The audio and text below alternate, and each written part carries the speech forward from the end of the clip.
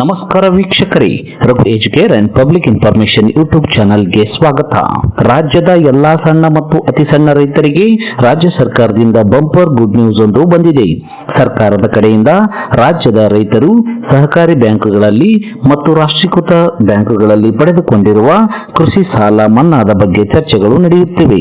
ಹಲವು ದಿನಗಳಿಂದ ರಾಜ್ಯದ ರೈತರಲ್ಲಿ ಸಾಲ ಮನ್ನಾದ ಬಗ್ಗೆ ಚರ್ಚೆಗಳು ನಡೆಯುತ್ತಿವೆ. ಹಾಗಾಗಿ ರಾಜ್ಯ ಸರ್ಕಾರವು ಯಾವ ರೈತರ ಸಾಲ ಮನ್ನಾದ ಬಗ್ಗೆ ಚಿಂತನೆ ನಡೆಸಿದೆ, ಯಾವ ಬ್ಯಾಂಕಿನಲ್ಲಿ ಸಾಲ ಮನ್ನಾ ಆಗಲಿದೆ, ಎಷ್ಟು ಸಾಲ ಮನ್ನಾ ಆಗಲಿದೆ ಎಂಬುದನ್ನು ಈ ವಿಡಿಯೋದಲ್ಲಿ ತಿಳಿಯೋಣ. ಹಾಗಾಗಿ ನೀವು ರೈತರಾಗಿದ್ದರೆ, ರೈತರ ಮಕ್ಕಳಾಗಿದ್ದರೆ ಈಗಲೇ ಈ ವಿಡಿಯೋಗೆ ಲೈಕ್ ಮಾಡಿ ಮತ್ತು ನೀವು ಯಾವ ಬ್ಯಾಂಕಿನಲ್ಲಿ ಸಾಲವನ್ನ ಪಡೆದುಕೊಂಡಿರುವಿರಿ ಎಂಬುದನ್ನ ಕಮೆಂಟ್ ಬಾಕ್ಸ್ ನಲ್ಲಿ ಕಮೆಂಟ್ ಮಾಡಿ ನಮಗೆ ತಿಳಿಸಿರಿ. ಅದಕ್ಕೂ ಮುಂಚೆ ಸ್ಕಿಪ್ ಮಾಡದೆ ವಿಡಿಯೋನ ಕೊನೆವರೆಗೂ ನೋಡಿ. ನೀವು ಇನ್ನೂ ನಮ್ಮ ಚಾನೆಲ್ಗೆ ಸಬ್ಸ್ಕ್ರೈಬರ್ ಆಗಿರದಿದ್ದರೆ ಈಗಲೇ ಕೆಂಪು ಅಕ್ಷರದಲ್ಲಿರುವ ಸಬ್ಸ್ಕ್ರೈಬ್ ಪದದ ಮೇಲೆ ಕ್ಲಿಕ್ ಮಾಡಿ ಪಕ್ಕದಲ್ಲಿ ಬರುವ ಬೆಲ್ ಬಟನ್ ಅನ್ನು ಒತ್ತಿ ಆಲ್ ಅಂತ ಸೆಲೆಕ್ಟ್ ಮಾಡಿಕೊಳ್ಳಿ. ಹೌದು ಸ್ನೇಹಿತರೆ, ರೈತರ ಸಾಲ ಮನ್ನಾದ ಬಗ್ಗೆ ಮಹತ್ವದ ಚರ್ಚೆಗಳು ನಡೆಯುತ್ತಿವೆ. ಅದರಲ್ಲೂ ಸಣ್ಣ ಮತ್ತು ಅತಿ ಸಣ್ಣ ರೈತರಿಗೆ ಬಂಪರ್ ಕೊಡುಗೆ ನೀಡಲು ರಾಜ್ಯ ಸರ್ಕಾರ ಚಿಂತನೆ ನಡೆಸಿದೆ. 5 ಎಕರೆಗಿಂತಲೂ ಕಡಿಮೆ ಭೂಮಿ ಹೊಂದಿರುವವರು ಸಣ್ಣ ರೈತರಾಗುತ್ತಾರೆ. ಹಾಗಾಗಿ ಅಂತ ರೈತರಿಗೆ ಈ ಸಾಲ ಮನ್ನಾ ಯೋಜನೆಯ ಲಾಭ ಸಿಗಲಿದೆ. ಹೌದು ಸ್ನೇಹಿತರೆ, ಅತಿವೃಷ್ಟಿಯಿಂದ, ಬರಗಾಲದಿಂದ, ಕೀಟ ಬಾಧೆಗಳಿಂದ ಹೀಗೆ ಮುಂತಾದ ಕಾರಣಗಳಿಂದಾಗಿ ರೈತರು ಸಾಲ ಸೋಲ ಮಾಡಿ ಬೆಳೆದಿರುವಂತಹ ಬೆಳೆಗಳು ನಷ್ಟ ಅನುಭವಿಸಿ ಸಾಲ ಕಟ್ಟಲಾಗದೆ ಒದ್ದಾಡುತ್ತಿರುತ್ತಾರೆ. ಸಹಕಾರಿ ಸಂಘಗಳಲ್ಲಿ ಮತ್ತು ರಾಷ್ಟ್ರೀಕೃತ ಬ್ಯಾಂಕುಗಳಲ್ಲಿ ಬೆಳೆ ಸಾಲ ಮಾಡಿದ ರೈತರು ನಷ್ಟದಿಂದಾಗಿ ಸಾಲವನ್ನು ಮರುಪಾವತಿ ಮಾಡಿರುವುದಿಲ್ಲ. ಅಷ್ಟೇ ಅಲ್ಲದೆ ರೈತರು ಸಾಲ ಕಟ್ಟಲಾಗದೆ ಮತ್ತು ಹೊಸ ಸಾಲವನ್ನು ಪಡೆಯಲಾಗದೆ ಪರಿತಪಿಸುತ್ತಿರುತ್ತಾರೆ. ಸಾಲದ ಹೊರೆಯಿಂದ ರೈತರು ಕೊನೆಯುಸಿರೆಳೆದಿರುವ ಉದಾಹರಣೆಗಳು ನಮ್ಮ ಕಣ್ಣ ಮುಂದೆ ಇವೆ. ಹೀಗಾಗಿ ನೂತನವಾಗಿ ಮುಖ್ಯಮಂತ್ರಿಯಾಗಿ ಅಧಿಕಾರವನ್ನು ವಹಿಸಿಕೊಂಡಿರುವಂತಹ ಡಿಕೆ ಶಿವಕುಮಾರ್ ಅವರು ಇಂತಹ ಸಾಲ ತೀರಿಸಲಾಗದೆ ಸಂಕಷ್ಟದಲ್ಲಿರುವ ರೈತರ ನೆರವಿಗೆ ಬಂದು ಅನುಕೂಲ ಕಲ್ಪಿಸುವ ನಿಟ್ಟಿನಲ್ಲಿ ಕ್ರಮ ಕೈಗೊಳ್ಳಲು ಮುಂದಾಗಿದ್ದಾರೆ ಎಂಬ ಮಾಹಿತಿ ಕೇಳಿಬರುತ್ತಿದೆ.